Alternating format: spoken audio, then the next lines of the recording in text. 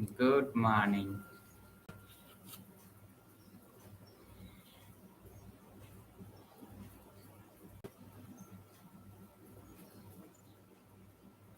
I was feeling a lot empowered yesterday, but um,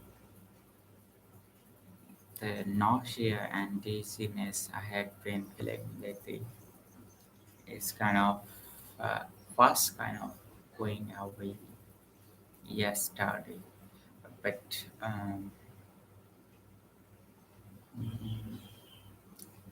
then again, it came back. Anyways,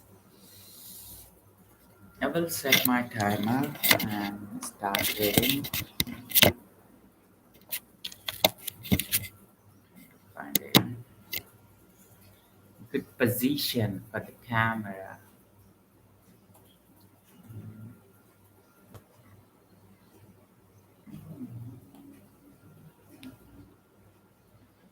Okay, the timer is set.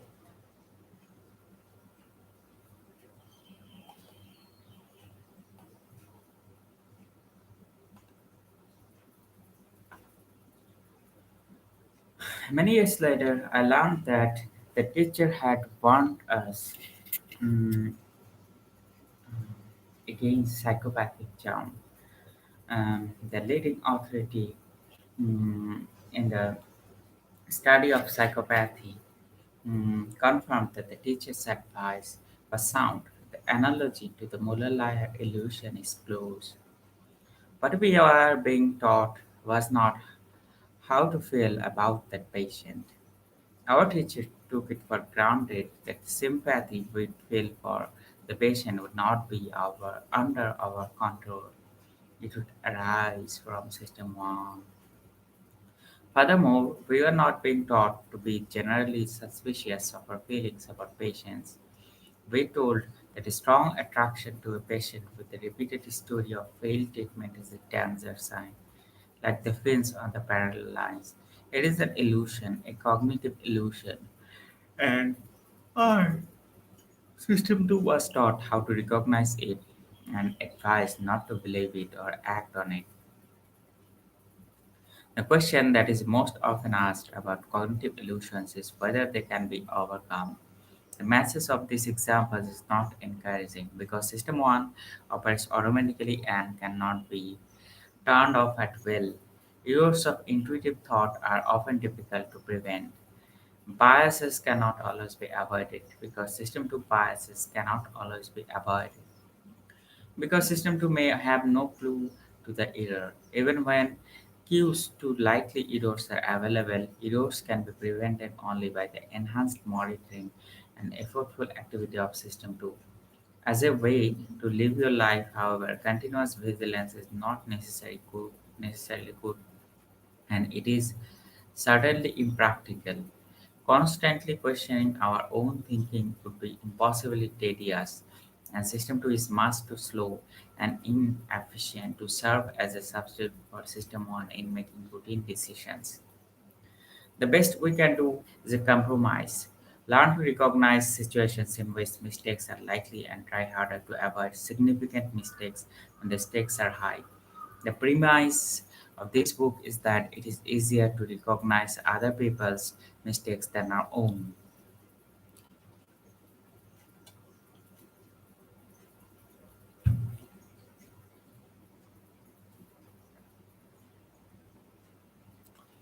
Useful fictions. You have been invited to think of the two systems as agents within the mind, with their individual personalities, abilities, and limitations. I will often use sentences in which the systems are the subject, such as System 2 calculates products. The use of such language is considered a sin in the professional circles in which I travel because it seems to explain the thoughts and actions of a person. But thoughts and actions of the little people inside the person's head. Grammatically, the sentence about System 2 is similar to the butler steals the petty cash. My colleagues would point out that the butler's action actually explains the disappearance of the cash, and they rightly question whether the sentence about System 2 explains how products are calculated. My answer is that the brief active sentence that attributes calculation to System 2 is intended as a description, not an explanation. System 2 is intended as a description, not an explanation. It is meaningful only because of what you already know about System 2. It is shorthand for the following: mental arithmetic is a voluntary activity that requires effort, should not be performed while making a left turn, and is associated with dilated pupils and an accelerated heart rate. Similarly, the statement that highway driving under routine conditions is left to system 1 means that steering the car around a bend is automatic and almost effortless. It also implies that an experienced driver can drive on an empty highway while conducting a conversation. Finally, System 2 prevented James from reacting foolishly to the insult, means that James would have been more aggressive in his response if his capacity for effortful control had been disrupted. For example, if he had been drunk. System 1 and System 2 are so central to the story I tell in this book that I just make it absolutely clear that they are at the fictitious characters. System 1 and System 2 are not systems in the standard sense of entities with interacting aspects or parts. Then there is no one part of the brain that either of the systems would call home. You may well ask, what is the point of introducing fictitious characters with ugly names into a serious book? The answer is that the characters are useful because of some quirks of our minds, yours and mine. A sentence is understood more easily if it describes what an agent, System 2, does than if it describes what something is, what properties it has. In other words, System 2 is a better subject for a sentence than mental arithmetic. The mind, especially System 1, appears to have a special aptitude for the construction and interpretation of stories about active agents who have personalities, habits, and abilities. You quickly formed a bad opinion of habits and abilities. You quickly formed a bad opinion of the thieving butler. You expect more bad behavior from him and will remember for a while. This is also my hope for the language of systems. Why call them System 1 and System 2 rather than the more descriptive automatic system and effortful system? The reason is simple. Automatic systems takes longer to say than System 1 and therefore takes more space in your working memory. This matters because anything that occupies your working memory reduces your ability to think. You should treat System 1 and System 2 as nicknames like Bob and Joe, identifying characters that you will get to know over the course of this book. The fictitious systems make it easier for me to think about judgment and choice, will make it easier for you to understand what I say. Speaking of System 1 and System 2, he had an impression, but some of his impressions are illusions. Um, he had an impression, but some of his impressions are illusions. This was a pure system on response. She reacted to the threat before she recognized it. This is your system one talking. Slow down and let your system to take control, attention, and effort. In the unlikely event of this book being made into a film, System 2 would be a supporting character who believes herself to be the hero. The defining feature of System 2 in this story is that its operations are effortful, and one of its main characteristics is laziness, a reluctance to invest more effort than is strictly necessary. As a consequence, the thoughts and actions that System 2 believes it has chosen are often guided by the figure at the center of the story, System 1. However, there are vital tasks that only System 2 can perform because they require effort and acts of self control in which the intuitions and impulses of System 1 are overcome. Mental effort. If you wish to experience your System 2 working at full tilt, the following exercise will do. It should be uh, you um, to the limits of your cognitive abilities within 5 seconds. To start, make up several strings of 4 digits, all different, and write a string on an index card. Place a blank card on the top of the deck. The task it will perform is called add one. Here how it is goes. How it goes. Perform it is called arrow. Start building a steady rhythm, or better yet, set a metronome at 1 second. Remove the blank card and read the purchase aloud. Allow. Wait for 2 beats, then report a string in which each of the original digits is incremented by 1. If the digits on the card are 5, 2, 9, 4, the correct response is 6, 3, 4, 5. Keeping the rhythm is important. Few people can cope with more than 4 digits in the at one task. But if you want a harder challenge, please try at 3. If you would like to know what your body is doing while your mind is hard at work, set up 2 piles of books on a study table. Place a video camera on one and lean your chin on the other. Get the video going. Yay! My timer has had run today, and oh my god, I have stopped reading.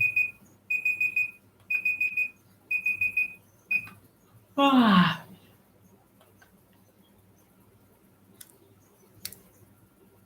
I'm feeling a lot sleepy today. Probably I will go back to sleep um, after it. To protect myself or my inner calm requires a lot of work. I mean, not responding to abusive people, not detaching from negative attachments or um, stupid emotions which are not relevant um, to feel or like obviously I have the right to create emotions like at any moment, but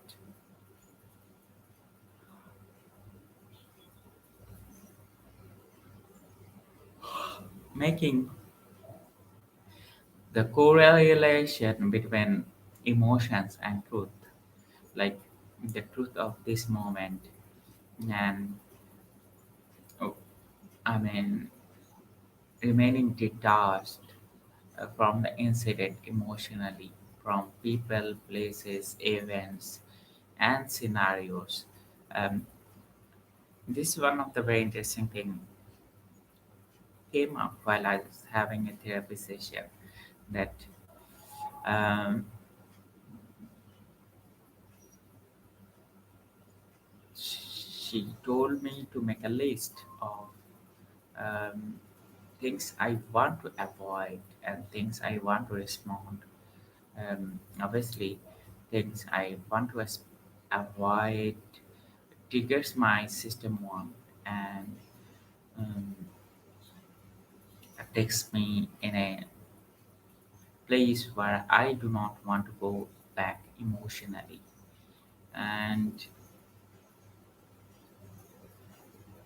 this morning I have read the idea of system one and system two's um, in detail prognosis.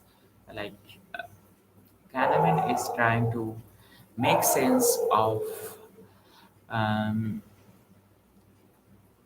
system one, um, how it operates on a day-to-day basis, and the responses we have impulsively after any external stimuli, like a worm or like just right now the dog is barking um, fiercely outside.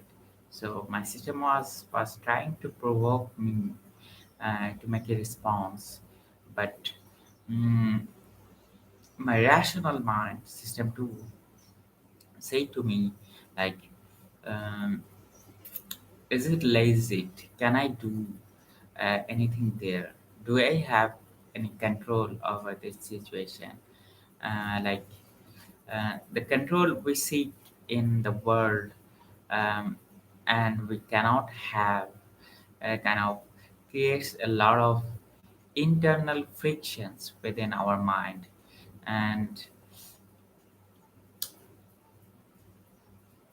as I shared previously, the only human being we can control is our own selves and our own inner worlds. We don't have any control over another external human scenarios, behaviors, people, um, or anything. The only human being I can change is myself. Even um, the only human being I will hang out very often is myself. So I personally don't believe like at one point I was feeling like changing everything would bring a better world, but um, these days I am mostly focusing on the bottom up approach or the inside out approach, being well from the inside out, like um, working on the principles and values at an individual level, and taking control on the emotional responses, impulsive actions of myself, so that I do not abuse people, and also I do not let myself be abused, and um, obviously cut off ties from abusive people or whom I had bad memories with. And another thing I came up, how I can be more assertive. I am such a people pleaser, and for years, I never know how to stand up for myself, and which takes me to a very unhappy place emotionally, like fear, neediness, begging, and seeking sympathy, and um, all those other things. But this is a very interesting thing I have learned, the distinction between sympathy and empathy.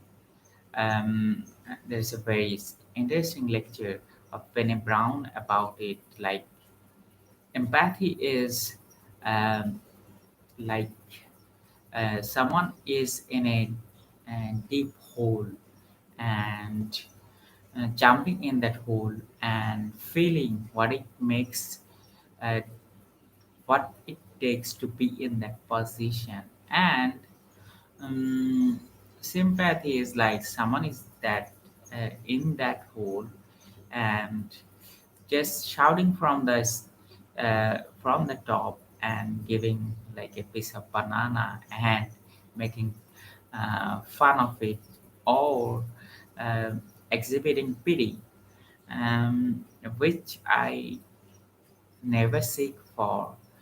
And um, I don't know.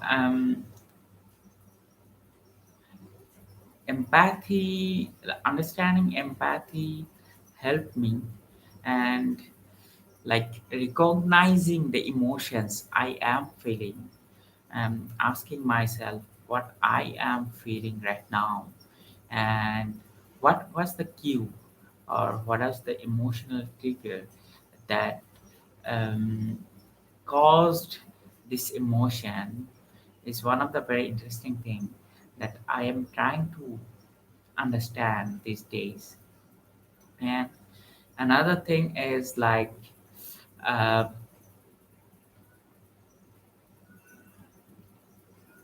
understanding my needs and wants at this moment. Like, I was seeking a lot of comfort and validation lately, and I reached out to whoever I felt secure as a source of validation. Um, but it's true, I had relied for last few years mostly on internal resources, which I'm trying to go back right now, like making a good combination on good collaboration between the internal and external resources. Like um, there will be always help if I will seek for. Uh, I just need to find the right way to ask for. And secondly, not um operating from the state of scarcity mindset. Like, I'm not in a race with anybody. The fundamental masses I am trying to give with my journey that I'm not in a competition with anybody. Uh, I am not in a race with anybody outer than me. And um,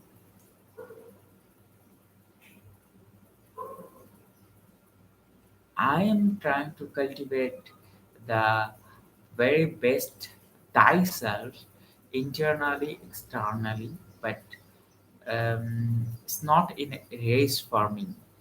Like, I need to compete with this person or this specific um, portfolio.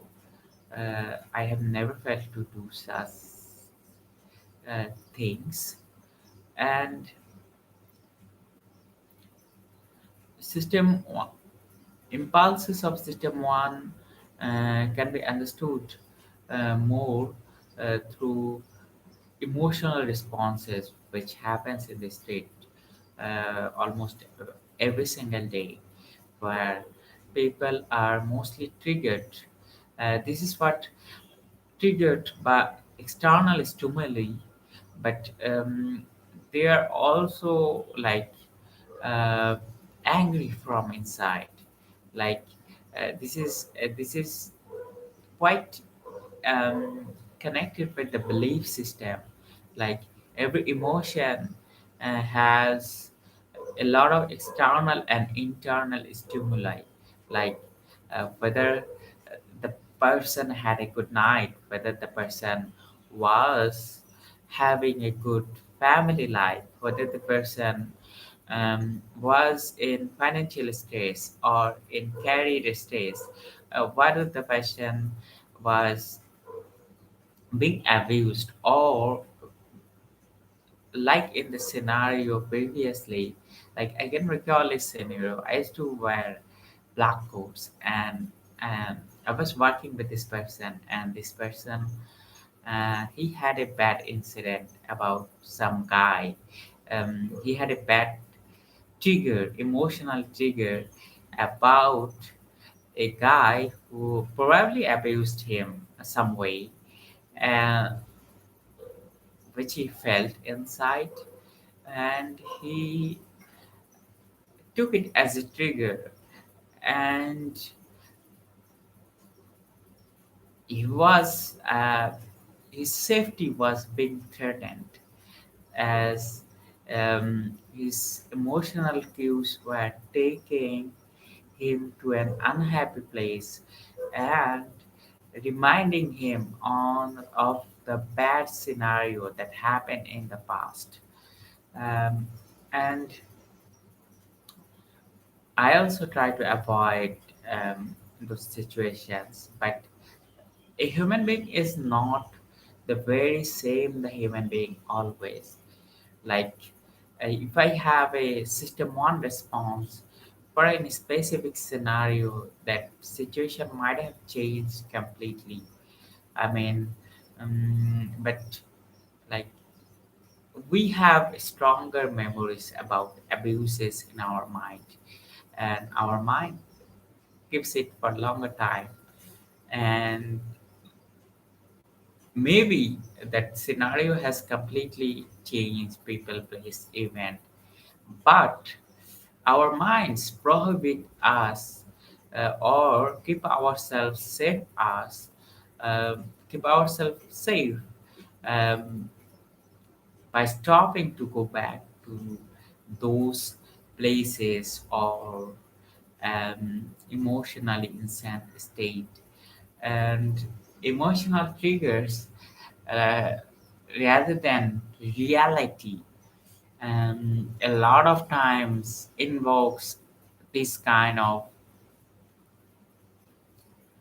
um, conflicts. And I don't know, I mean, peace, I'm like the idea of inner peace or inner harmony is something I have been writing, reading, and trying to cultivate for longer time, like from last 5 or 6 years. Initially, I thought blogging about it will help me to cultivate it. Then I realized that blogging, journaling is okay, but I need to i- like cultivate it within, like inherently possess the idea and practice it on a day-to-day basis, or in smaller times, like in an hour basis or in a minute basis or sometimes in a second basis. And a lot of time I love to beat myself with a stick or with a hammer for all the past mistakes and regrets or wrongdoings that are happening. But these days, I am not trying to do that. I'm trying to stop beating myself and forgive myself then and then. Uh, I mean, forgiveness is one of the very important virtue, like forgiving others as well as forgiving thyself. I had talked about the inner critic or the policeman, which is inside our mind that always criticizes, condones us, like you are a bullshit or you are a bogus boo or whatever. And uh, it kind of creates um, the emotional turmoils of self harm and a lot of other inner turmoils. So I don't know, but I'm trying to find myself in a better serene state by practicing these virtues in a granular, timely space. And today we read the ideas like in the system to uh, example like a cognitively demanding task like adding numbers, kind of ego depleting, and it requires a lot of hard work. So Kahneman is trying to trying to draw a line, like um, system two is in control, but we don't have the capacity to make our control. And in that cases, like when we try to uh, overly control all the situations, we might plummet. So that's the understanding from today's reading I have, and I'm trying to make it regular practice. And today I felt almost like I woke up later than I was thinking to beat myself. Then and then I forgot. I had forgiven myself and started the computer. And luckily, I found that my wall clock was giving wrong time. So, thanks again for listening. Hopefully, I will come back tomorrow.